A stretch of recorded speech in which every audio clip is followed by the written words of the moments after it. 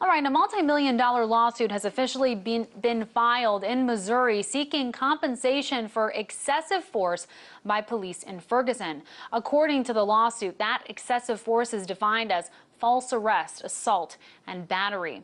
The lawsuit was filed by 3 out-of-state lawyers who participated in the protests, and they allege that the excessive force was the result of negligent supervision, causing a violation of their constitutional rights. This news came just as dozens of progressive organizations gathered in front of the White House yesterday to deliver the signatures of more than 500,000 people. Americans from across the country signed a petition that calls for changes to policing nationwide, along with, of course, the accountability for Michael Brown's death.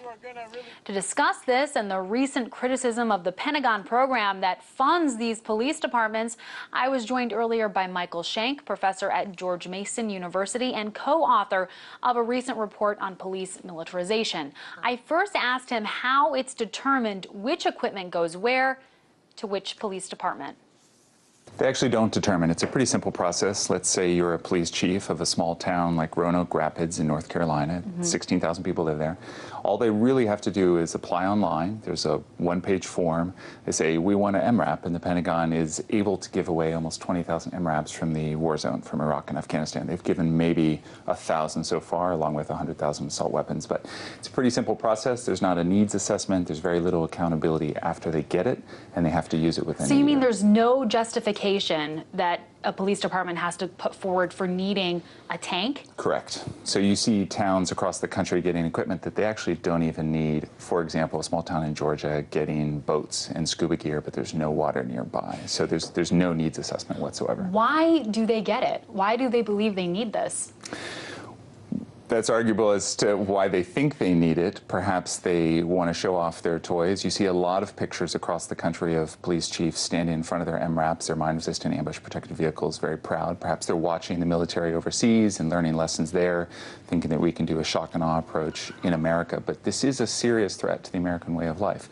Small-town America will no longer be the same thanks to this militarization. And am I correct in saying that a large portion of that budget has gone to rural cities, smaller police departments across the country?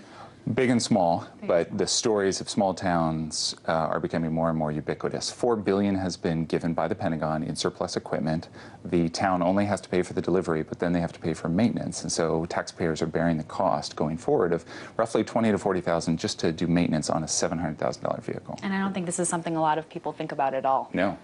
Or know about, yeah. Yeah, absolutely. And as I mentioned, we're now starting to hear a lot of criticism over the program. We've seen community leaders speak out. We're now seeing lawsuits, and I'm assuming we're going to start seeing more of those.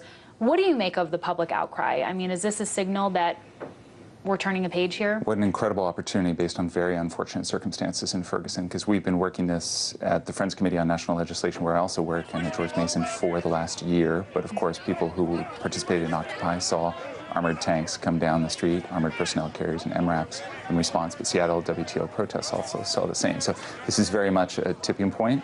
So I'm very heartened by the outcry. Congressman Hank Johnson in the House leading a bill that's now bipartisan with Congressman Labrador, Republican. You're going to see the Senate in September. I want to ask you about that because you co-wrote a paper with Rep. Hank Johnson called Stop Treating America Like a War Zone.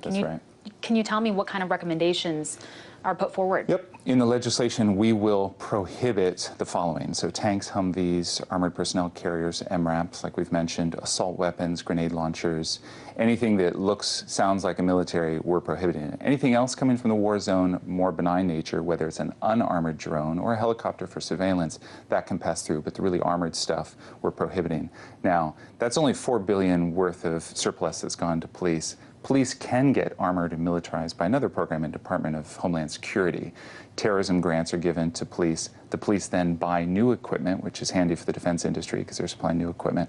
And $34 billion has been given through the DHS program. So militarization of a small town America can either happen through the DHS program or through the Pentagon program. So are you tackling that as well, or? We will get there. We decided to take a piece that we could chew initially, and it looks like Senator McCaskill and Senator Coburn and Paul are going to do it in the Senate. Absolutely. And given what we're seeing on a community level, do you think we'll actually see something passed. I know that this is supposed to be presented in September. Am I correct? That's right, introduced in September. We think so. It's bipartisan. I think people are very upset with what is also the SWATification of America. You're seeing 150 SWAT raids a day by departments like Department of Education, who's using a SWAT team to just issue a warrant, a simple warrant. So I think people are very upset. This is the tipping point. That's incredible. And just recently we heard that the Davis City Council in California told its police department that it had 60 days to come up with a plan to get rid of its MRAP. And I guess, you know, they're falling to some community pressure. Do you think we're going to see police departments maybe scale back a little bit on their own, or perhaps you know, implement new programs, body cameras, et cetera? Do you think that they'll take their own initiatives to do this? Well, San Jose Police Department just said that they're going to give their MRAP back to the Pentagon, so good news there. I think there's been enough bad news about the waste, fraud, and abuse in this program. People selling, police chiefs, county sheriffs selling their assault weapons online on eBay or giving them away to friends. So there's been enough bad press that I think they'll be forced to do the right thing.